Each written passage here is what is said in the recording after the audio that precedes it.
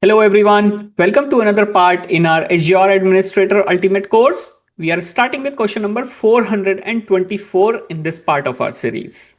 Your company purchases a new Azure subscription. You create a file named deploy.json as shown in the following exhibit. You connect to the subscription and run the following commandlet, which is new dash AZ deployment, location is West US, and then the template file is deploy.json. Now folks, let's first understand this template before proceeding to the next part of the question. This template will create three resource groups named RG0, RG1, and RG2. Always remember, whenever dealing with looping, the index starts with 0. Now RG1 resource group will have a delete lock applied, which means you won't be able to delete any resources from it. RG2 resource group will have a read-only lock applied, which means you won't be able to make any changes to this resource group, including creation of resources.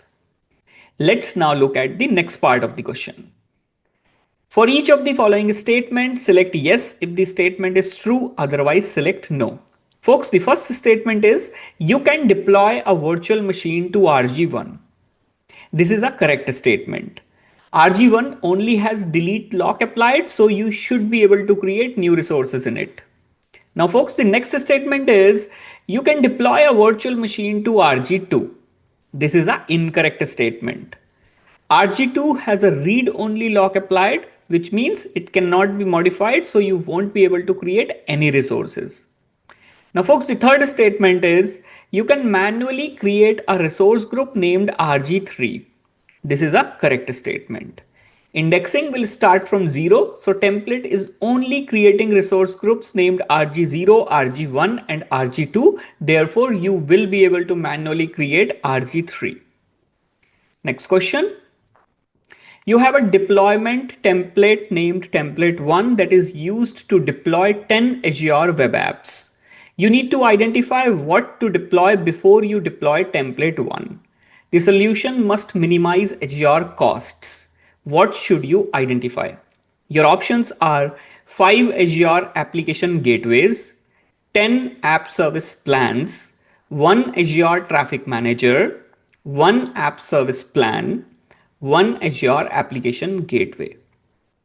Now friends, you would just need one app service plan here as we need to minimize the costs. There is no mention of the supported operating system here, so we are assuming that all web apps use a runtime which can be supported by a single operating system plan. Question number 426. You have the app service plan shown in the exhibit on the left, and the scale-in settings for the app service plan are configured as shown in the exhibit on right. The scale out rule is configured with the same duration and cooldown time as the scale in rule. So folks, let's first understand the settings in both the exhibits.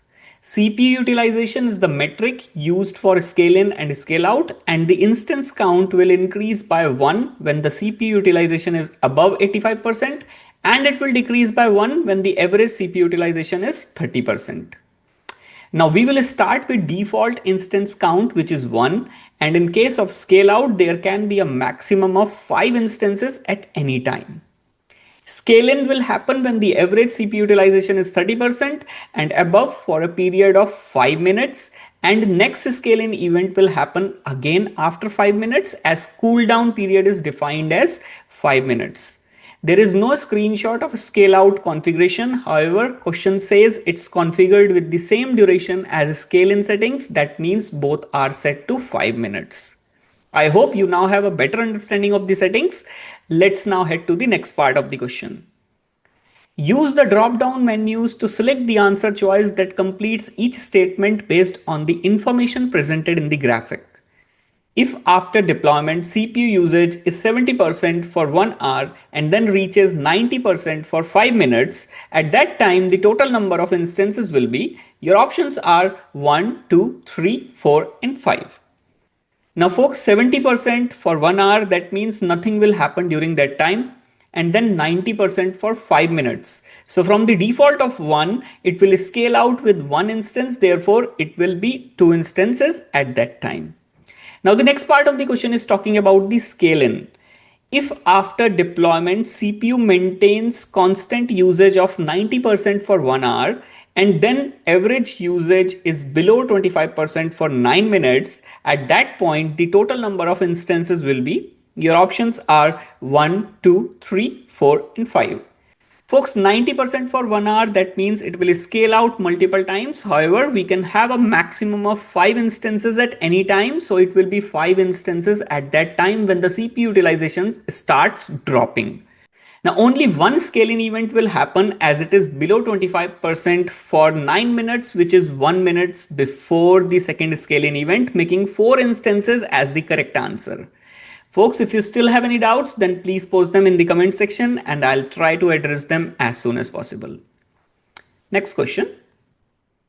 You have an Azure subscription that contains the resources shown in the following table.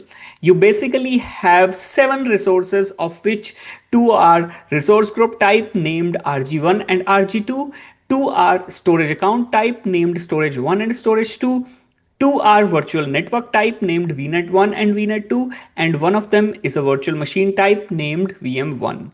All the resources are either hosted in West US location or East Asia location. VM1 connects to VNet1. You need to connect VM1 to VNet2. The solution you choose is you turn off VM1 and then you add a new network interface to VM1. Does this meet the goal? You need to tell whether this is right or wrong. And friends, this is the incorrect solution. Now, solution here is to redeploy the VM. First, you will delete the VM while ensuring any disks attached to it are retained, and then recreate the VM using the original disks and intended virtual network. Question number 428. You have an Azure subscription. You create the following Bicep template named deploy.bicep. Now the template is basically creating a storage account. You need to deploy the Bicep template file deploy.bicep to an existing resource group named myResourceGroup. Which Azure CLI command should you run? Your options are AZ deployment create resource group, then the name of the resource group, then the name of the template file. The second command is AZ deployment group create, then the resource group with the name of the resource group and the template file with the name of the template file. The third command is AZ group deployment create, then resource group followed with the name of the resource group, then the template file followed by the name of the template file. And the fourth command is AZ resource create, then the resource group followed by the name of the resource group and then the template file followed by the name of the template file. And friends, the correct answer here is option B. You will need to use AZ deployment group create command, which is used to deploy a Bicep or ARM template to a specific resource group. Now folks, option D, AZ resource create is used for creating individual resources, not for deploying templates. And option A and option C are invalid commands. Next question. You have an Azure subscription that contains 3 virtual networks named VNet1, VNet2 and VNet3. Peering for VNet1, VNet2 and VNet3 is configured as shown in the following exhibit. So folks, if I sum up these exhibits, then VNet1 is paired with VNet2 and VNet3. VNet2 is paired with VNet1 and VNet3 is paired with VNet1 as well. Folks, always remember peering is non-transitive. That means if VNet1 is paired with VNet2, then it doesn't mean VNet2 is also paired with VNet1. Let's look at next part of the question. How can packets be routed between the virtual networks? Packets from VNet1 can be routed to, and your options are VNet2 only, VNet3 only, VNet2 and VNet3. Now friends, as I explained previously, VNet1 is paired with VNet2 and VNet3, so packets should be able to be routed, making option C as the correct choice. Now the next part of the question is talking about VNet2, and you have the options as VNet1 only, VNet3 only, VNet1 and VNet3. Now friends, VNet2 only has direct peering with VNet1 and gateway transit is disabled. So packets from VNet2 can only be routed to VNet1. Now friends, if you are liking the content, then please give this video a thumbs up and subscribe the channel as well, as we have lots of content related to both Azure and AWS certifications. Question number 430. You have a computer named computer 1 that has a point to site VPN connection to an Azure virtual network named VNet1. The point to site connection uses a self-signed certificate from Azure. You download and install the VPN client configuration package on a computer named computer 2. You need to ensure that you can establish a point to site VPN connection to VNet1 from computer 2. The solution you choose is you modify the Microsoft Entra ID authentication policies. Does this meet the goal? You need to tell whether this is right or wrong. Now folks, modifying the Microsoft Entra ID authentication policies does not meet the goal. You will need to export the client certificate from computer 1 and install the certificate on computer 2. Folks, we had multiple variations of this question throughout the series, so ensure to go through the whole playlist to get the maximum benefit from the content. Question number 431. You need to secure access to your Azure storage account with blob storage.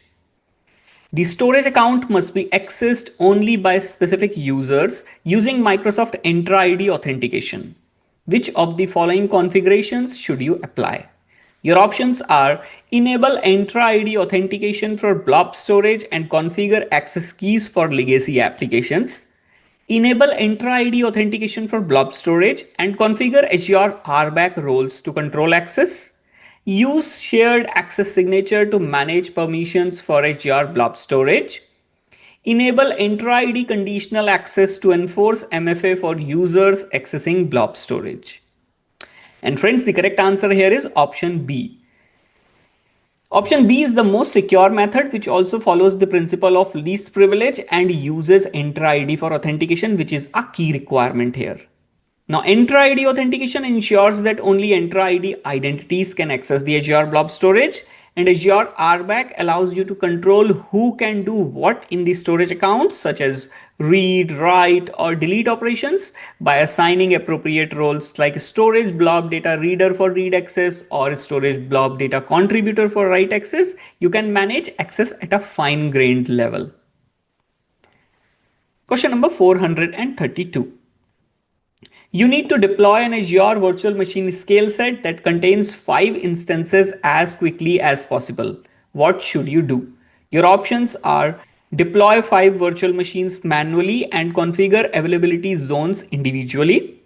Deploy 5 virtual machines manually and configure their size setting individually. Deploy 1 virtual machine scale set that uses flexible orchestration mode. Deploy 1 virtual machine scale set that uses uniform orchestration mode. Now folks, whenever you have such type of questions, you can easily eliminate any option which are referring to manual configuration. Now you need to decide which orchestration method of virtual machine scale sets is the best suited here. Now scale sets with flexible orchestration is optimized for high availability and scalability with identical or mixed virtual machine types. Flexible orchestration is the recommended orchestration mode when deploying scale sets in Azure. Now, scale sets with uniform orchestration is optimized for large scale workloads with identical virtual machine instances. Uniform orchestration ensures consistency by using a predefined virtual machine profile to deploy identical instances within a scale set. Now friends, based on the use cases I just explained, uniform orchestration would be the best suited here. There is a link on your screen. Go through the link to understand more about the different type of orchestration modes available in virtual machine scale sets. So folks, that's all for this part of the series. If you are someone who's looking to gain access to the PDF version of all the questions that we have covered in the series till now, then do not forget to take the gold membership of the channel. And then you just need to email me at devopshub2023@gmail.com requesting the PDF copy. These all instructions are available in the description section of this video as well. I'll see you soon in further parts of our Microsoft Certified Azure Administrator Ultimate course.